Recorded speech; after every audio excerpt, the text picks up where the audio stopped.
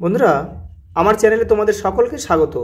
আজ আমরা class 6-এর Ryan Martin প্রশ্নবিচিত্রা থেকে ইতিহাসের প্রথম পর্যায়ক্রমিক মূল্যায়নের 6 নম্বর স্কুল সলভ করব।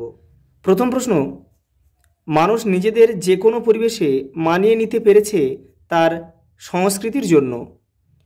ভারতীয় উপমহাদেশের সবথেকে পুরনো পাথরের অস্ত্র পাওয়া গেছে কাশ্মীরের সোয়ান উপত্যকায়। ভীমবেটকা বিখ্যাত গুহায় আঁকা ছবির জন্য। মহেঞ্জোদারো কথার অর্থ কি? মৃতের স্তূপ।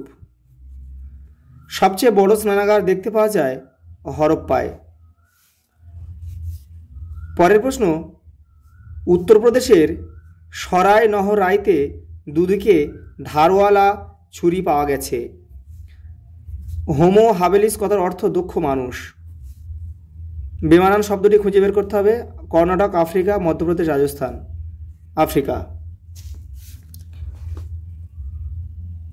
পরের প্রশ্ন, আদিম মানুষের প্রথম ও সর্বশেষ গৃহপালিত পশুর নাম কি? প্রথম হচ্ছে কুকুর, সর্বশেষ ঘোড়া।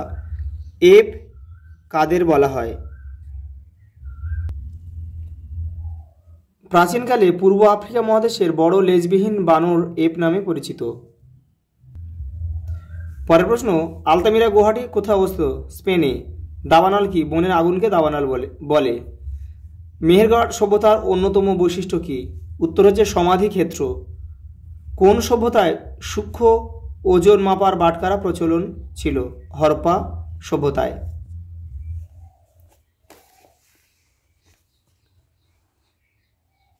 পরের প্রশ্ন, হরপ্পা সভ্যতায় জলপথে যাতায়াত সুবিধা ছিল কেন? তোমাদের টেক্সটের 40 নম্বর পেজে উত্তরটি রয়েছে।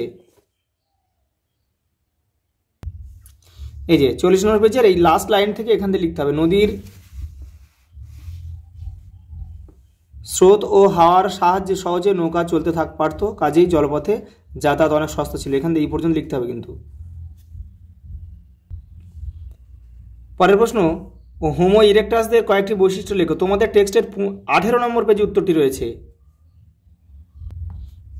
এই যে হোমো ইরেক্টাস, সোজা হয়ে দাঁড়াতে পারা মানুষ। এখানে 1, 2, 3, 4 রয়েছে, এখানে লিখতে হবে, 4টে লিখতে হবে। পরের প্রশ্ন, পুরনো পাথরের যুগে আদিম মানুষের জীবন কেমন ছিল? তোমাদের টেক্সটের 21 নম্বর পেজে উত্তরটি রয়েছে।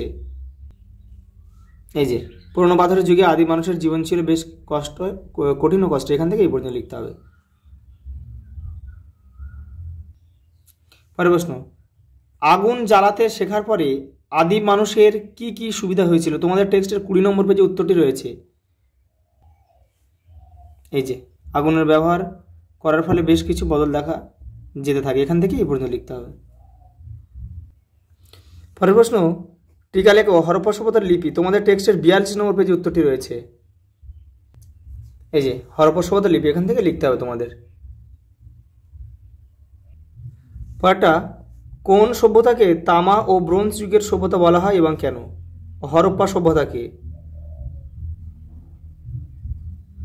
কেন বলা হয় সেটা তোমাদের টেক্সটের 33 নম্বর পেজে রয়েছে। এই যে এখান থেকে হরপ্পা সভ্যতা প্রায় ইতিহাস যুগের সভ্যতা, এখান থেকে এই পর্যন্ত লিখতে হবে। পরের প্রশ্ন, মহেঞ্জোদারোর নিচু এলাকায় অন্তত কটি কুয়ো ছিল? 27টি। হরপ্পার অর্থনীতি ও ধর্মবিশ্বাস বিষয়ে কোথা থেকে জানা যায়? শিলমোহর থেকে জানা যায়। মেহেরগড় সভ্যতার প্রাচীনতম পর্যায়ের বর্ণনা দাও। তোমাদের টেক্সটের 31 নম্বর পেজে উত্তরটি রয়েছে, দেখে নাও। এই যে খ্রিস্টপূর্ব 7000 থেকে 5000 অব্দ পর্যন্ত মেহেরগড়ের সবচেয়ে পুরনো পর্যায় ছিল বলে অনুমান করা। এখান থেকে এই পর্যন্ত লিখতে হবে।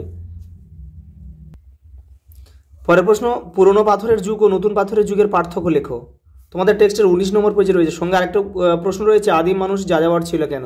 প্রথমে এটা উত্তরটা দেখে নাও। এটা তোমাদের 19 নম্বর পেজে উত্তরটা রয়েছে, এই দেখে নাও। এই যে পুরনো পাথরের যুগ আর এই নতুন পাথরের যুগ, এটা লিখতে হবে না, জাস্ট এটা আর এটা লিখলে হয়ে যাবে। লাস্ট প্রশ্ন আছে, আদিম মানুষ যাযাবর ছিল কেন? এই যে এখান থেকে আদিম মানুষ কৃষিকাজ জানতো না, এখান থেকে এই পর্যন্ত লিখতে হবে। আজ এই পর্যন্ত, দেখা হবে পরের ভিডিওতে।